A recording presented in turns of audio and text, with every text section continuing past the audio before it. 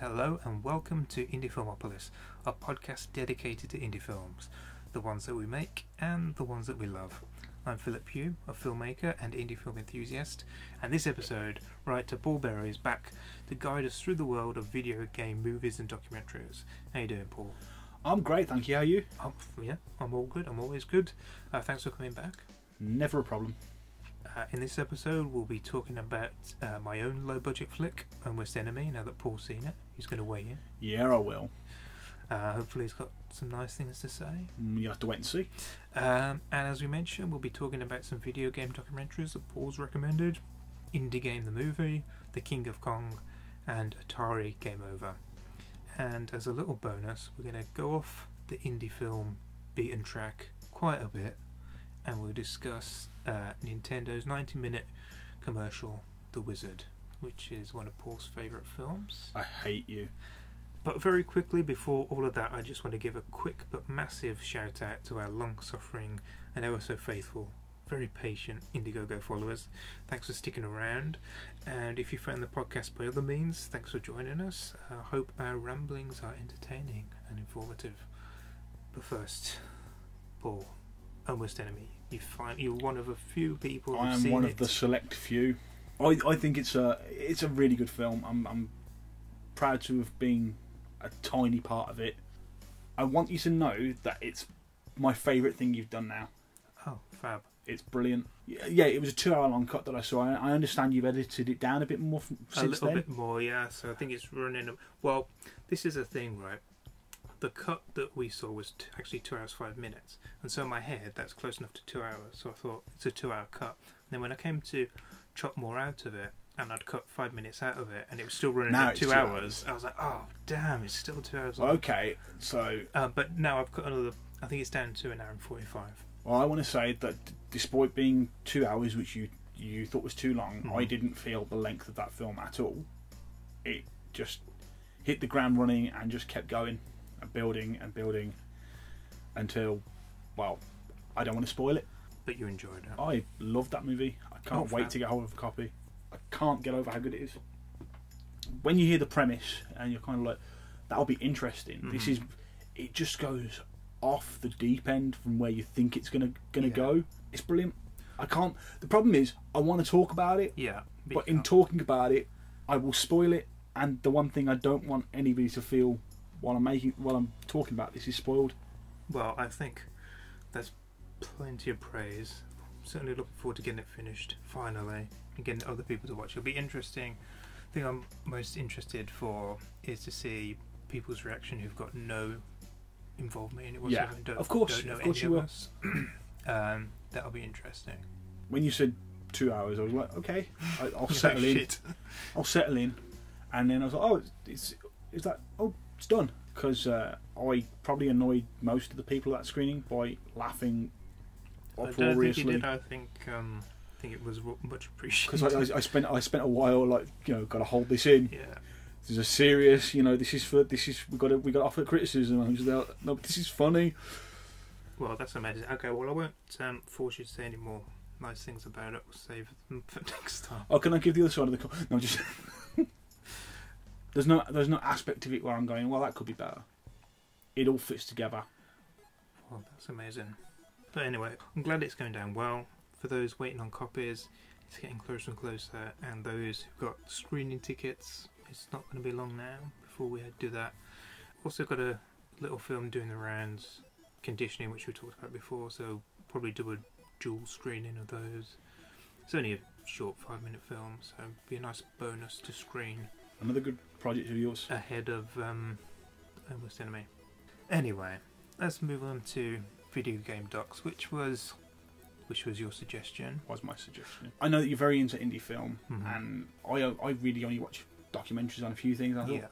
And video games, although you play games, they're not really your major thing. No. But they are one of mine, so I've watched a lot of documentaries on the subject. Well, what's interesting about these documentaries is they're not really documentaries about video games. They're documentaries about the people associated in various different ways with video games, which is what was fascinating for me and what I enjoyed about them.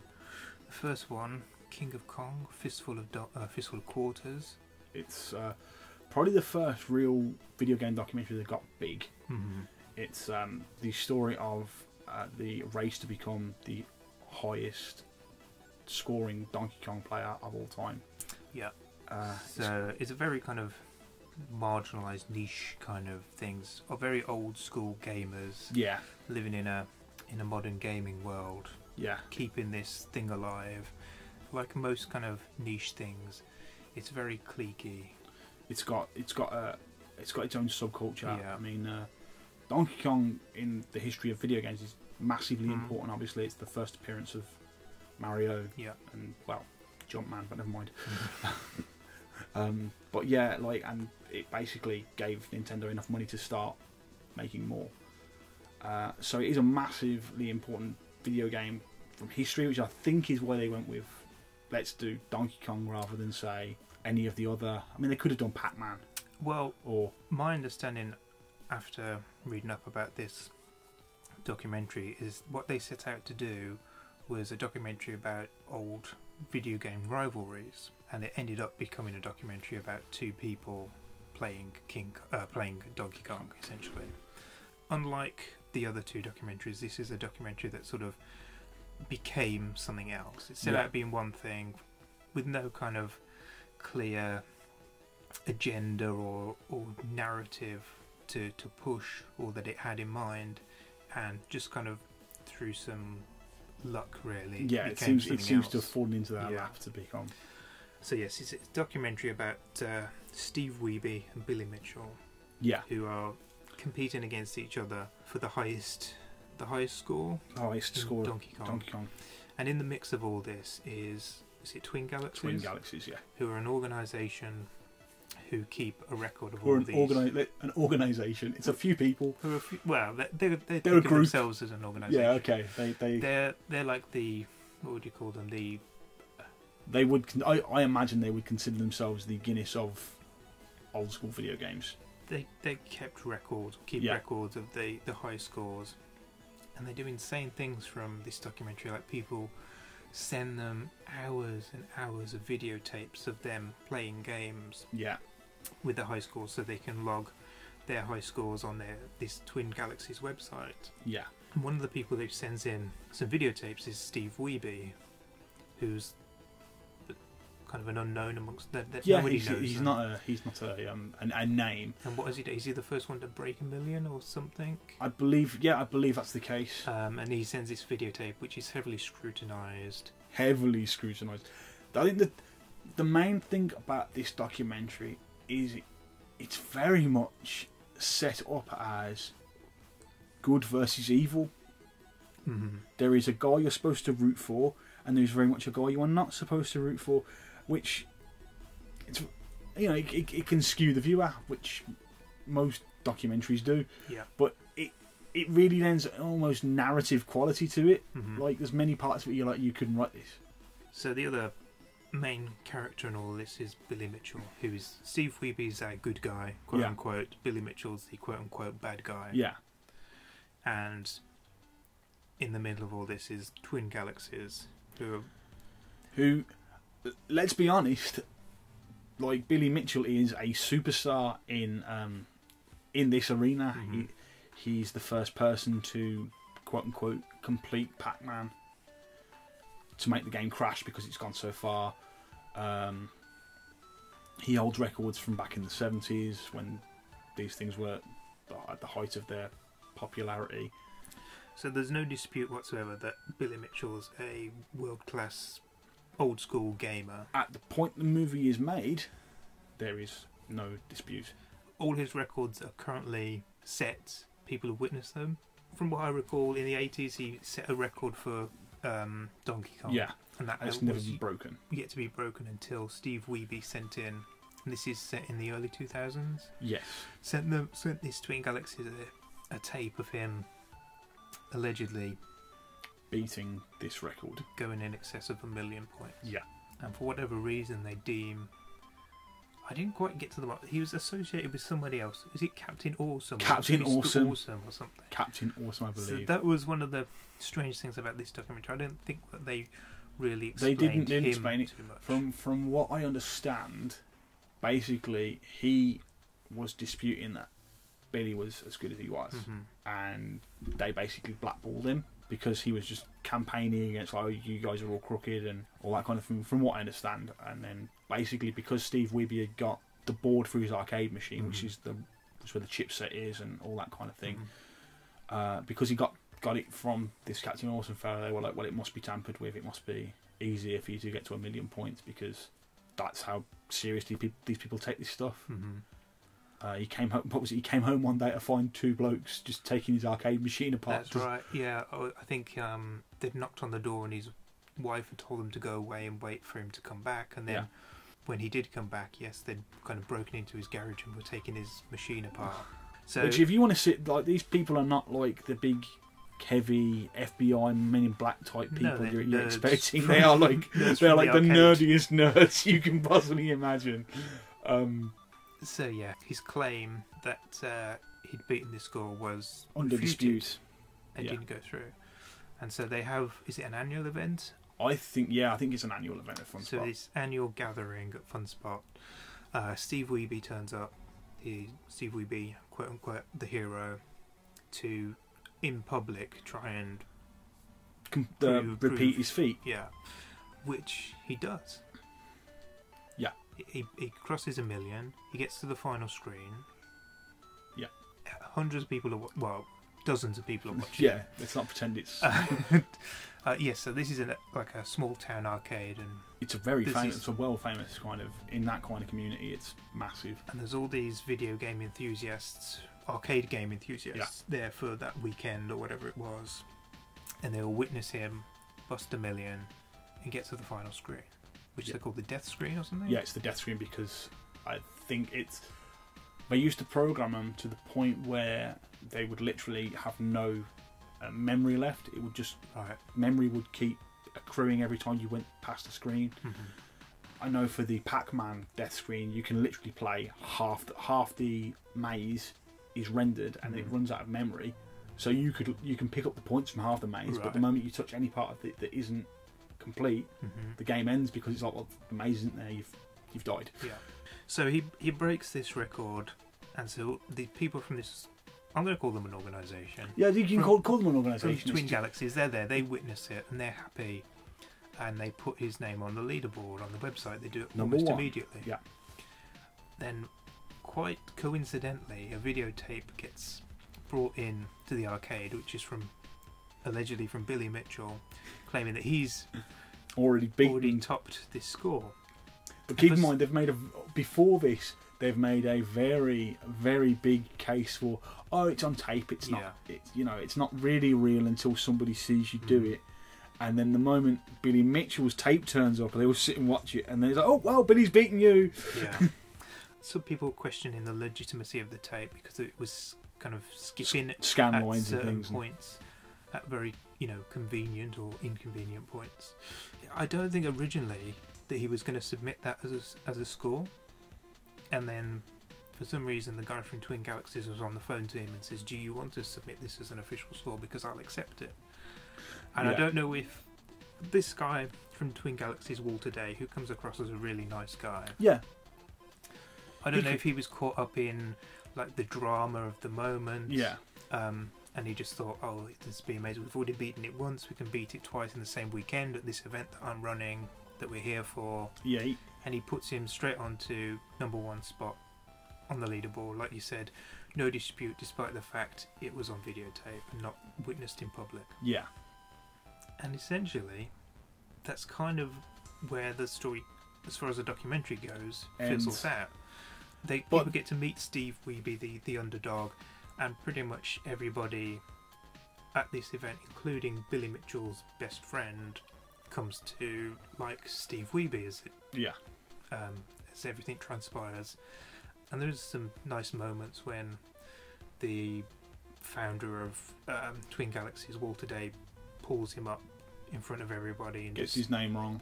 He gets it, but he's, what he says to him is very sincere. He looks him in the eye. He's not doing this for the crowd. He's talking to him face to face in the eye. These people care about this score. But they realise that they've possibly done him a bit dirty by disputing his original videotape score. So I think that the two people, Billy Mitchell's friend and Walter Day, they do come to genuinely like the underdog of this story. It's a really good documentary because, like I said, I wouldn't say it was a really good documentary. The first half of that documentary is blatantly supposed to be something else. The first half an hour is really messy and boring, and you're not really sure what's going on or who you're supposed to be following.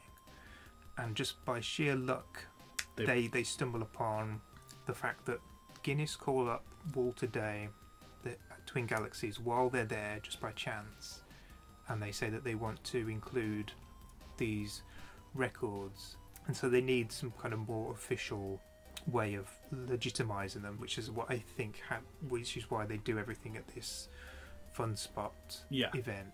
And so then you have the dispute over Steve Wiebe's record, then him proving that he is the player he says he is, getting the record, then the drama of Billy Mitchell's tape coming in, and that all kind of happens over a weekend, but they've clearly been filming for months and months and months. Yeah. And there's characters who pop up in it.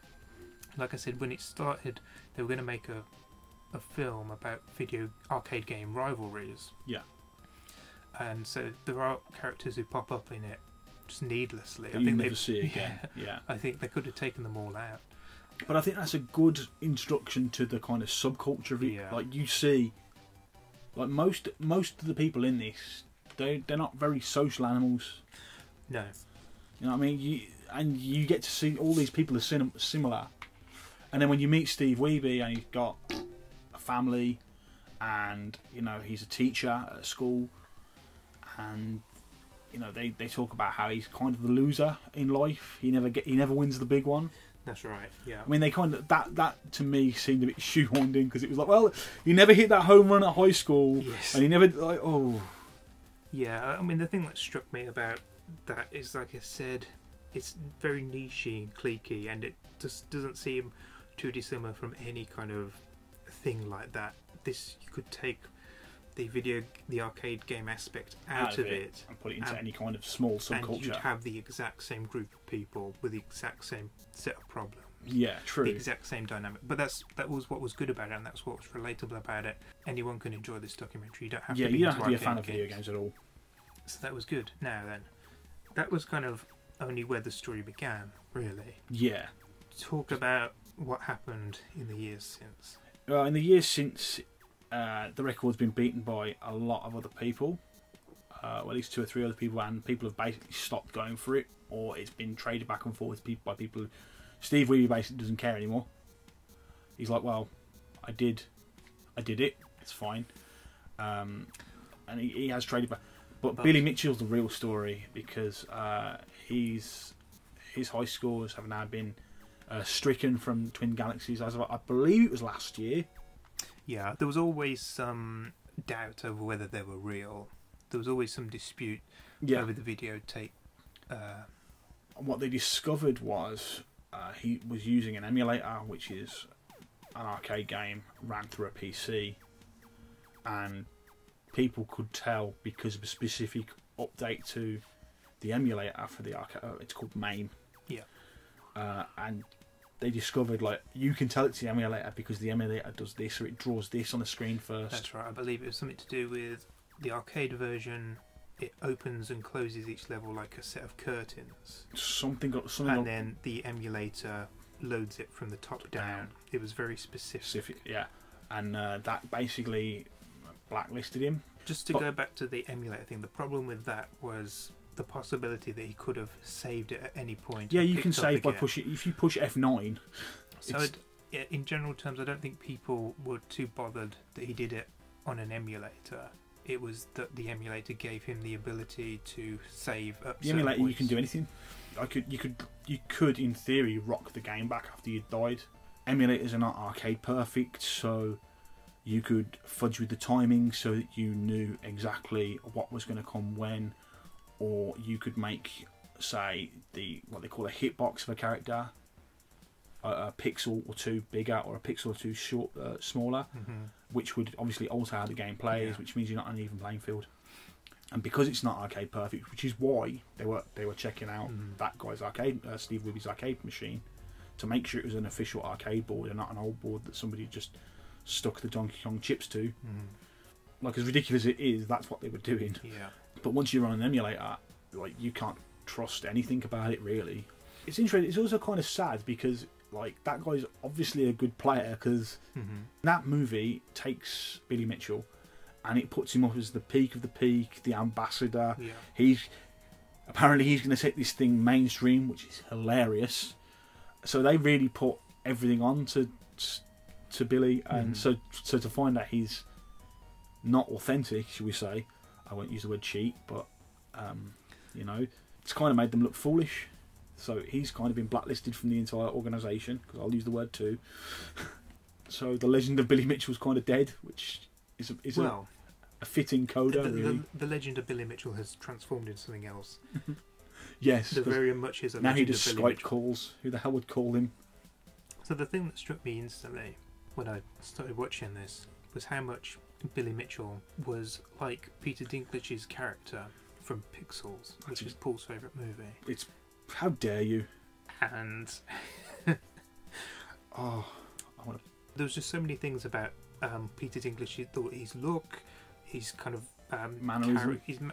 He's got a character arc as such that was so reminiscent of what was going on in this documentary. Yeah, I think that's one of the reasons I can't stand that movie, because it's just like, oh, here's Billy Mitchell. Yeah, like you so didn't even come up with your own brash person. You just stole Billy Mitchell.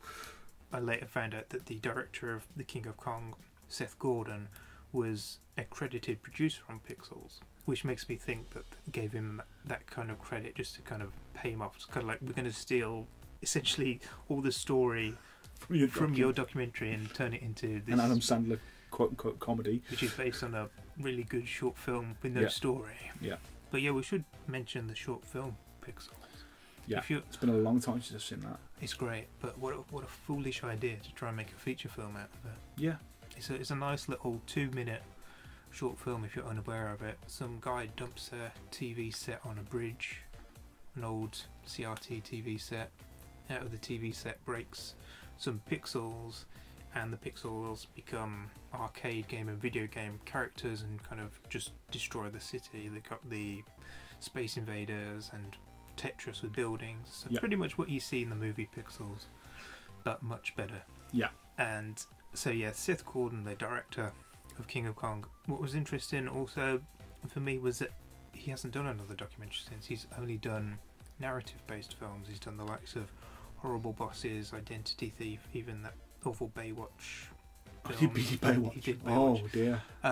Yeah, that was interesting because a lot of criticism over the documentary was that it was quite fabricated and built up into a kind of like a fake story as such. Yeah. And two very, like you said, two characters, the bad guy and the good guy. Yeah. Which they weren't necessarily, because I've seen Steve Wiebe and Billy Mitchell interact since on YouTube videos, and they're fine with each other. Of course, but it makes good television. Makes a good documentary, yeah. But particularly as they never set out to make that documentary, the people in this documentary didn't know that that's the documentary that it would end up being. What are the ethical issues with that? Yeah, when you're going out there and I mean, how many people did they film that aren't even in the movie? Tons. But it's not even that. It's just like, as a filmmaker, what's your responsibility to tell what story? At what point do you decide what story you're telling? And is it okay once you get to the edit suite to kind of make up a story? You know, Billy Mitchell and Steve Wiebe think that they're small characters in a documentary about video game rivalries, and then when it comes out, they're actually the two stars, where one of them's a good guy and one of them's the bad guy. You know, the ethical issues of filmmaking always fascinates me. Yeah. Of documentary filmmaking, rather. Just pick your angle and stick with it if you can. So, King of Kong. King of Kong, I really enjoy it, but I am closer to the subject matter than... let's put it this way, for a while after I saw that movie, I started playing Donkey Kong a lot more again. Well, I think it's one that you can enjoy whether you're into... Oh yes, definitely one you can enjoy without it, but it did make me go, you know what old game was I any good at? And you know what, I'm not good at any of them. So, sticking with old video games, Atari Game Over is a documentary by Zach Penn, best known for screenwriting. wrote the likes of Last Action Hero. the second X-Men film, the third X-Men film, The Incredible Hulk, The Avengers Assemble, and Ready Player One. He's most known as a screenwriter, but in this case, he's turned Turned its hand to documentary. It's a pretty short documentary. Yeah, it's about an hour. It's about uncovering this myth, which I was aware of, because I think it's in New Mexico. Yeah. And I've got a friend who lives out in New Mexico, and he told me about this years ago, that there was this alleged video game dump. This has been the world's worst received, most disappointing video game, based on the movie E.T. Yeah.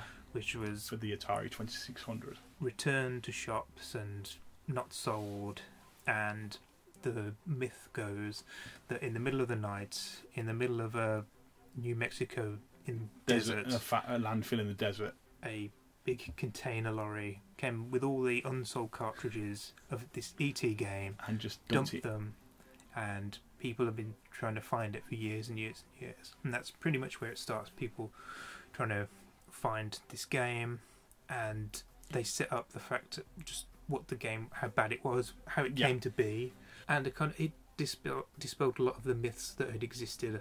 The big one being that E.T. was the cause of the downfall of Atari. Yeah, anybody that followed the industry, you really know that E.T. didn't kill Atari. Atari killed Atari. That's the popular narrative that goes out though. Yeah, they dispelled that. It was a story of two parts. It was a story of Atari and the creation of this game and the Game Maker, and the other half of it is trying to find this dump. So it goes into the details of the game creator Howard Scott Warshaw, who created Yars' Revenge, Indiana Jones.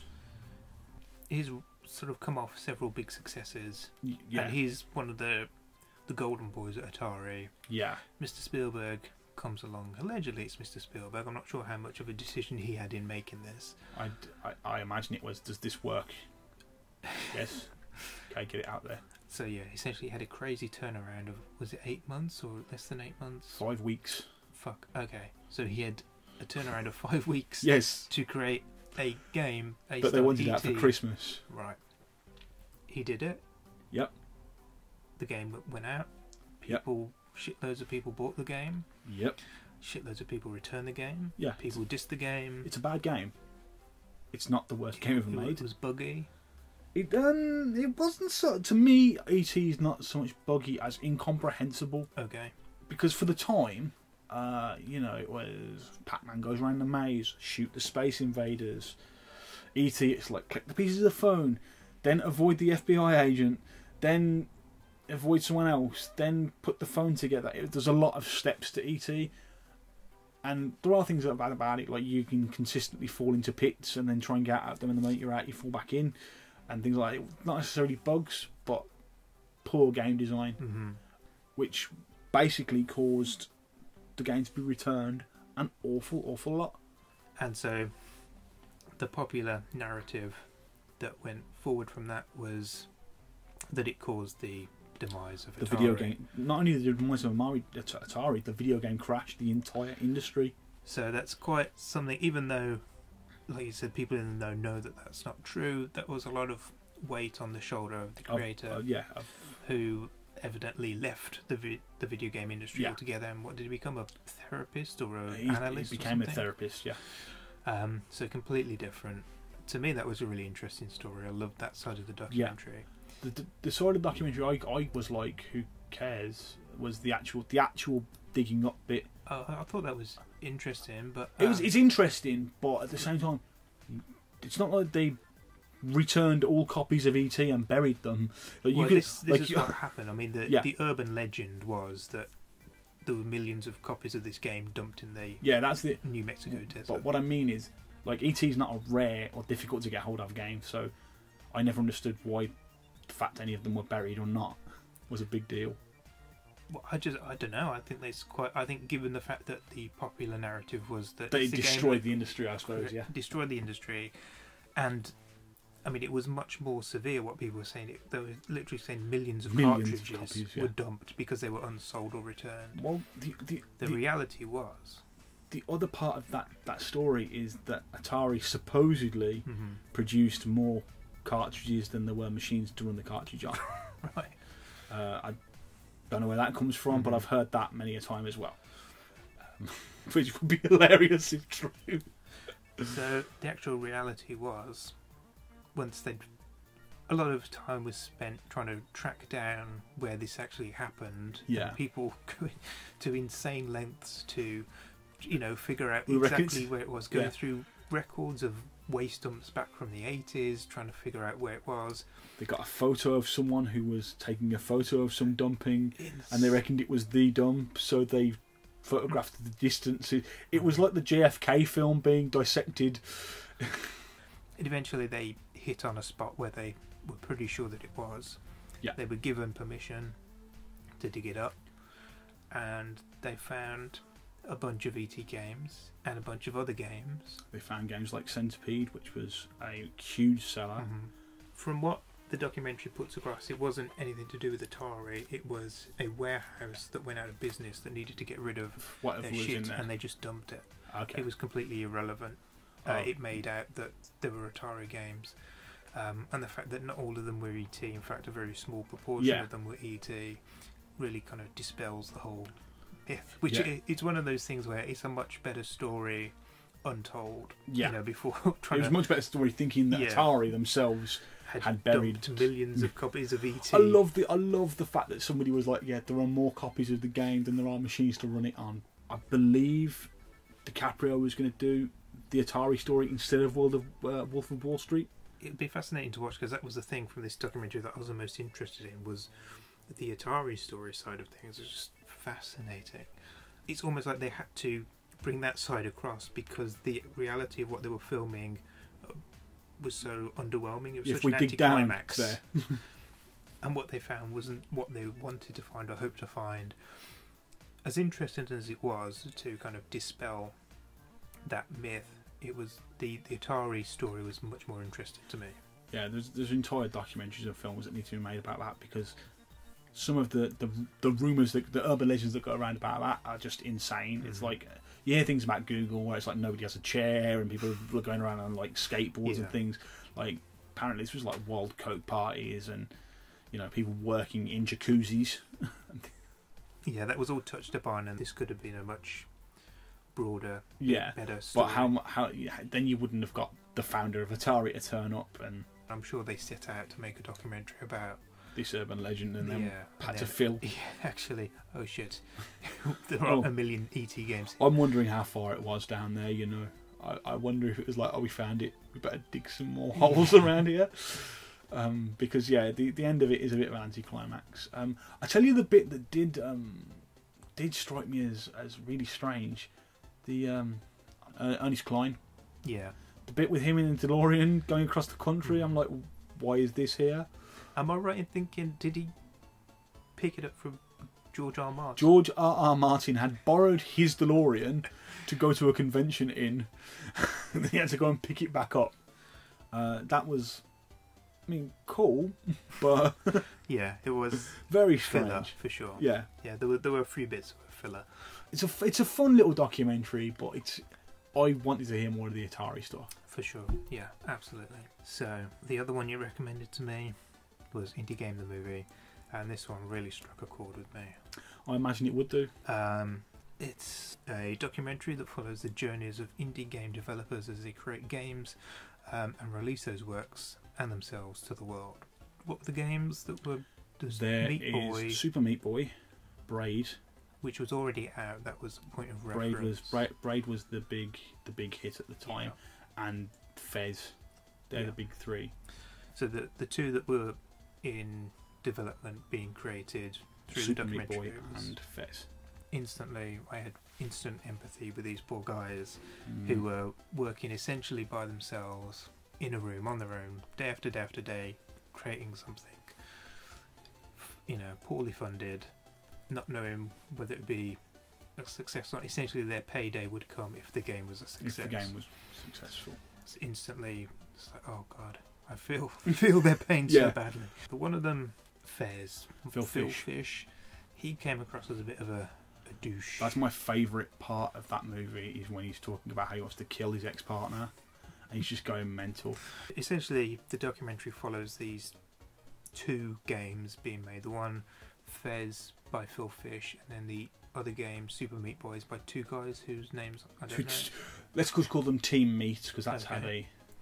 they refer One's to. very kind of neurotic and quite a depressed character. The other one's complete opposite, very much here there for the ride, you know, come what may. Yeah, and you do feel for them, but again, they're very insular people within themselves, aren't they? In different ways. This is a slick film. This was from 2012, so this is just as the DSLR filmmaking boom is happening, and the people who made this film, they know how to make a film that's unlike particularly King of Kong, which is essentially just people swinging around a camcorder, trying to grab what they could. Like you said, this was very slick. The cinematography, you could call this cinematography. The visuals were brilliant. The interviews were well lit, well shot, and then just all the accompanying cutaways and whatever, just really nicely done. And it looked like a really, really beautiful film. So as a piece of filmmaking, it's great. Yeah. As a film, I think it's really good as well. I think it's so I'd say it's uplifting.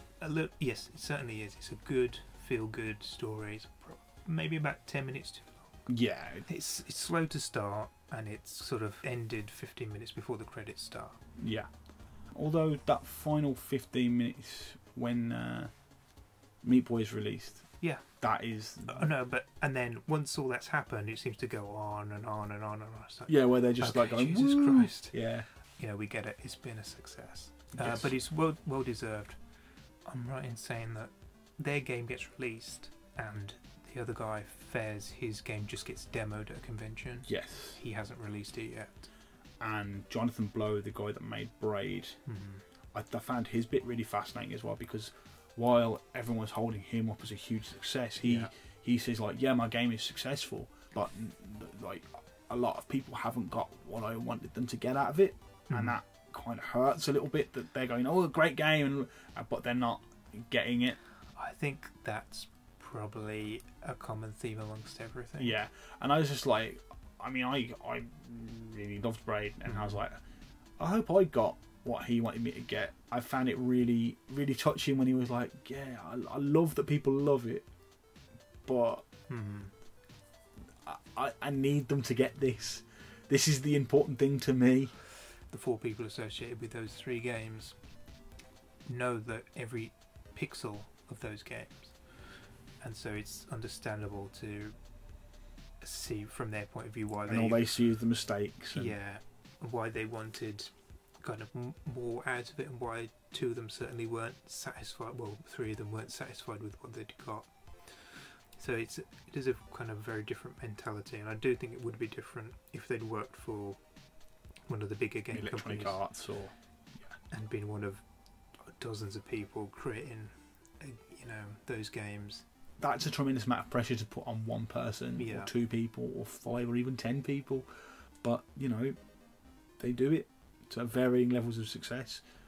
I felt less sort of empathy for Phil Fish. I thought a lot of stuff was kind of derived from his own neuroses and issues, really. Like, there was a lot of self-created problems. Like, he was demoing his game at this convention and it kept crashing. That's an awful thing to happen. And he mentions, I shouldn't have messed with it last night. I was like, well, of course, you don't take an untested game and be surprised that it's crashing. What an idiot. Yeah. If you had a working version of the game, it might not be the game that you want to sell, but at least you've got something that works, that people can play. Yeah. To be tampering with it, and the fact that he didn't have that version that worked, that he could put on for people to play. The whole bit with his ex-partner, where it's like, what happened? Because this is a brutal quote-unquote breakup. It's so fascinating. Again, these are even if you're not into video games, it's the journeys, it's the people behind it. You know versions of these people.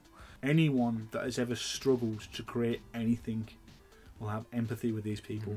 I think the film really did them a huge service, because certainly it was the one with the least kind of agenda, or the clearest story to tell. Yeah. And I guess in a way, you know, with all documentaries there's a bit of luck riding on it, and it was lucky that Super Meat Boy was a huge success. That was, although if it wasn't, you know, maybe that would have still been a good story to tell, but you're right, it was a good uplifting story because of the success of Super Meat Boy. Brilliant. Loved it.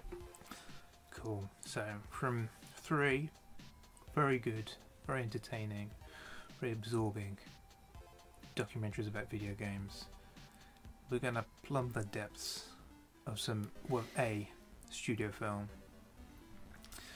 Nintendo's 90-minute commercial film called The Wizard, which is quite infamous in many ways. I'm just going to let you keep talking, because once I get going...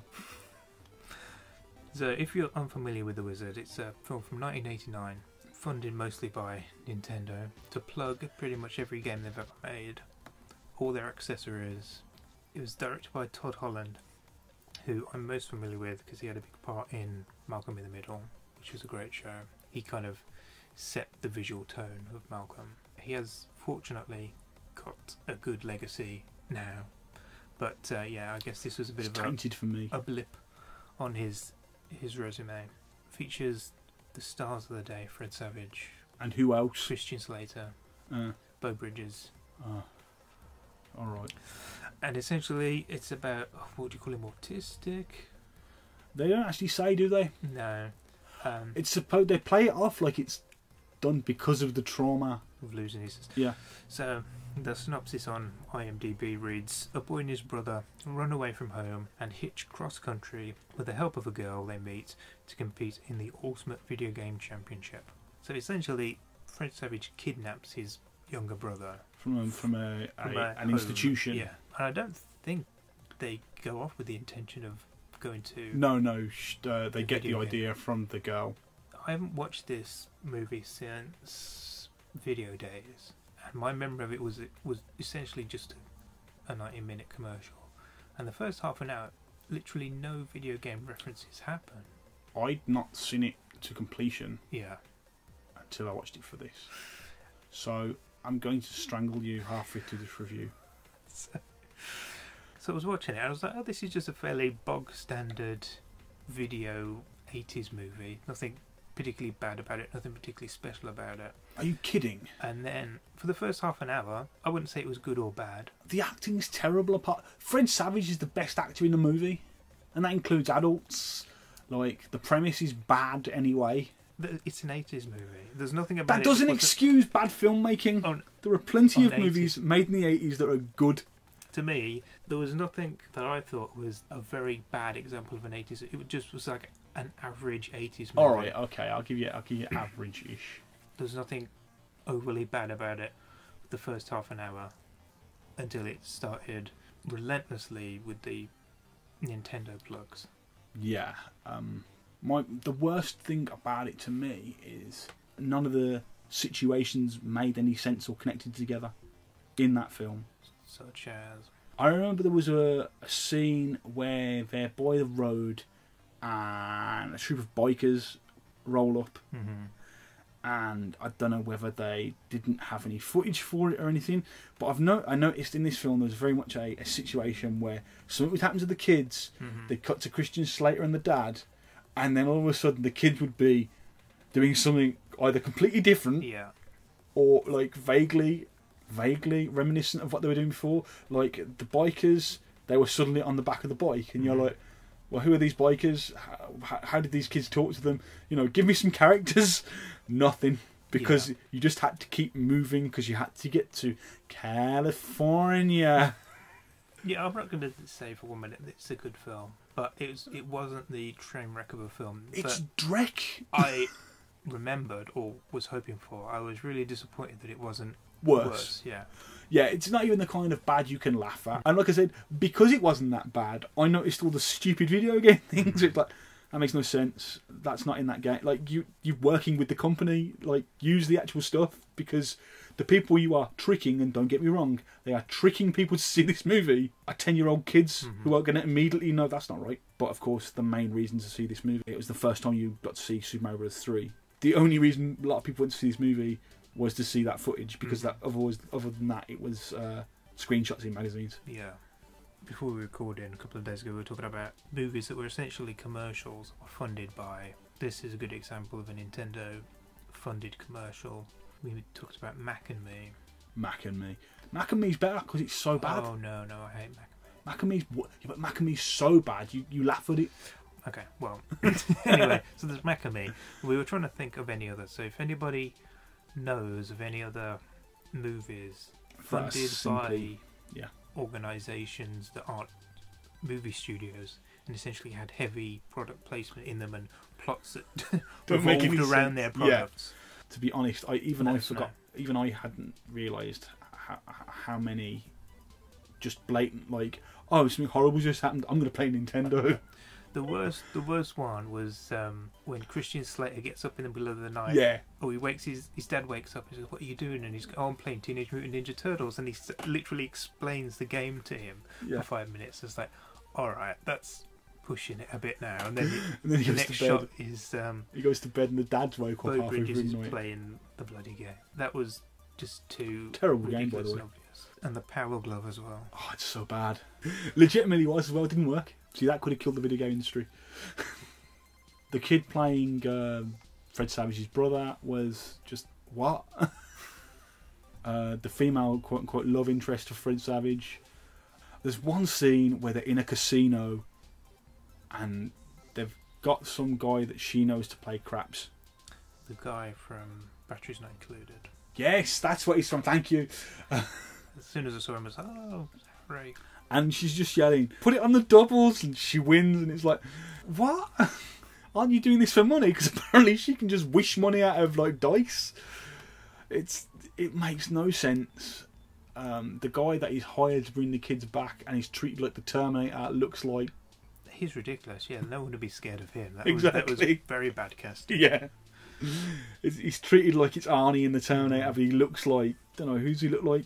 Like a tiny little weaselly character who no one would be scared of. Yeah.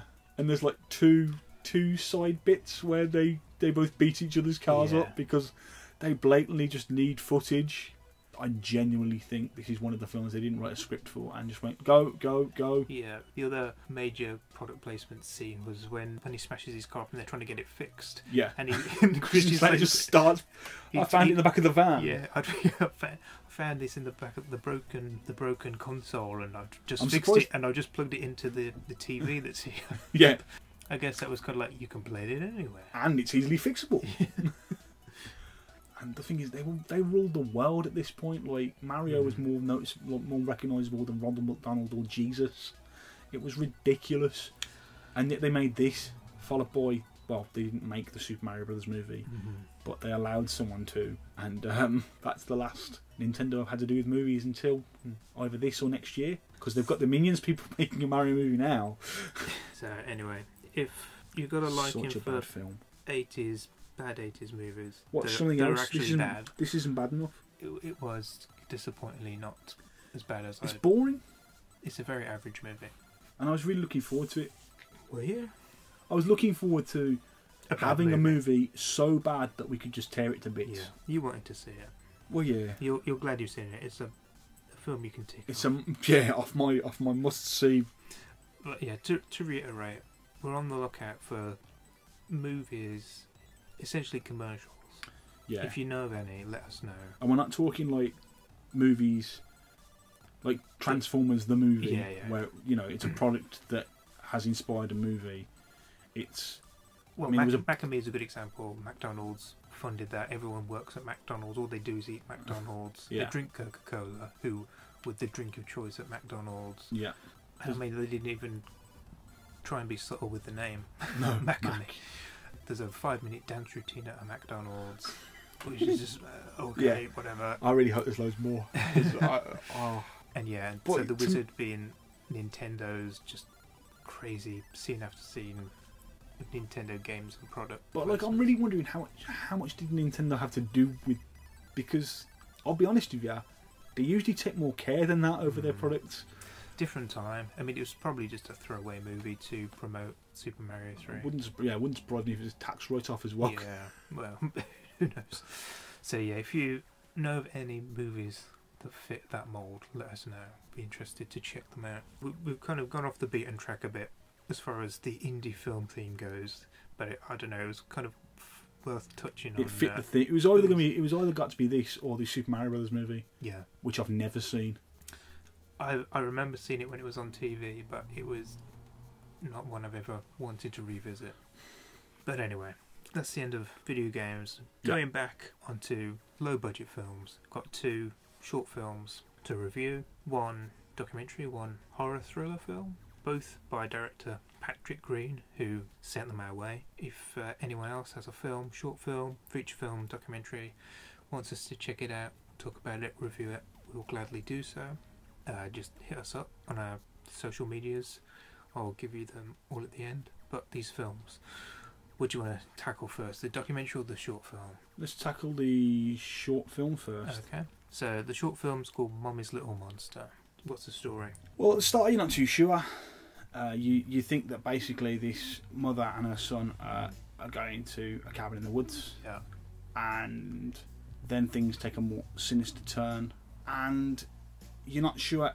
You're aware that the mother is very worried about something, and you believe it's the son for a while. Yeah, and I think the fact that the film's called Mommy's Little Monster.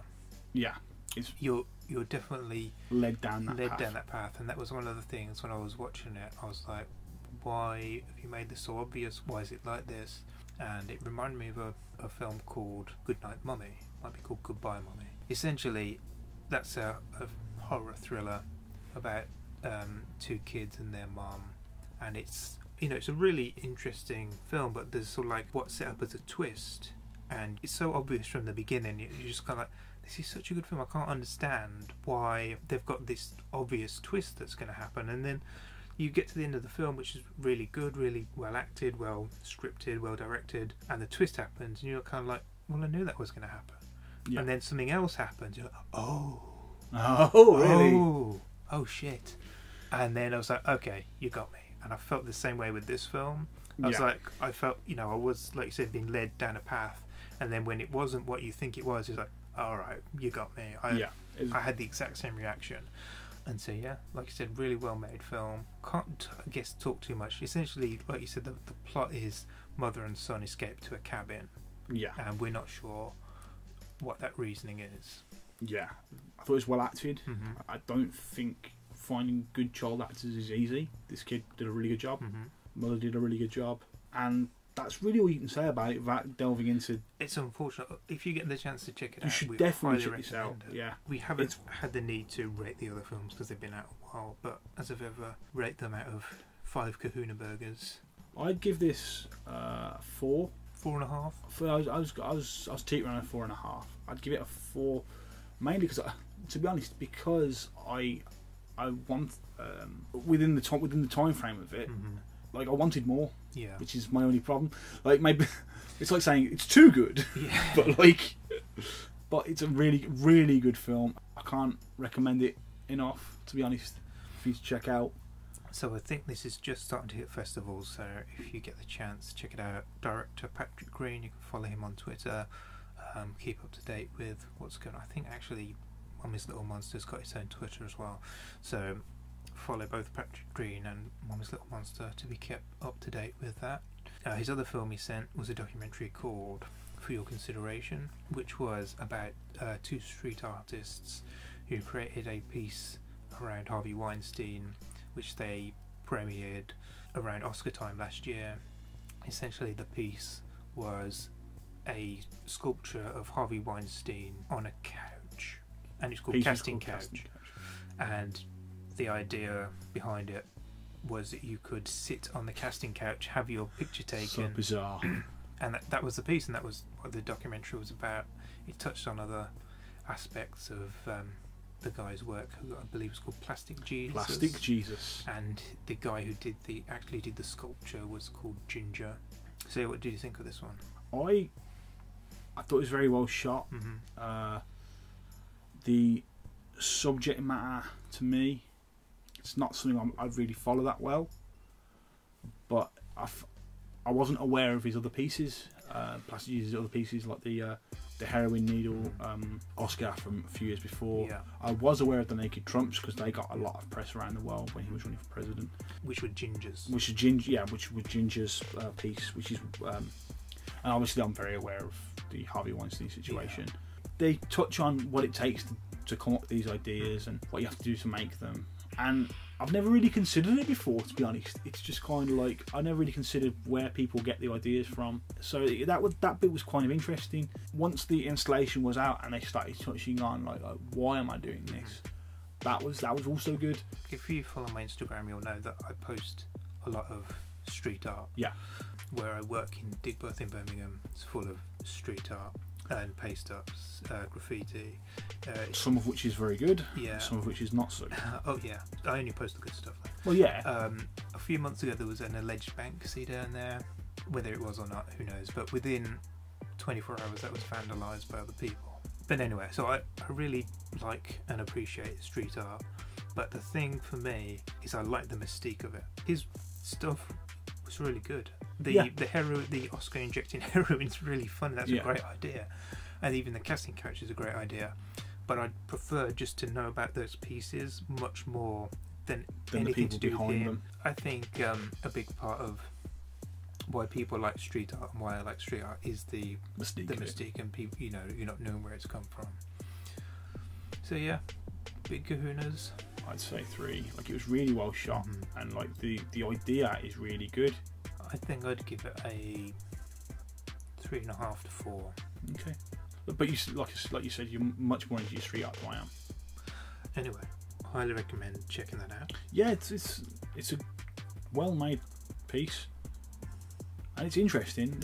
Like, it's made me think about street art a hell of a lot more than I was before. Mm-hmm. So anyway, that brings us to the end of our mostly video game themed podcast. Thanks for putting up with my. No, thanks for the suggestions. Thanks for the recommendations, and hopefully we'll get you back. I'll come back anytime. Once more, if you do know any movies that were funded by organisations, I know there's got to be more. Coca-Cola, they made a movie about Santa Claus. That would be brilliant. The Santa Claus was really made by Disney. It's just.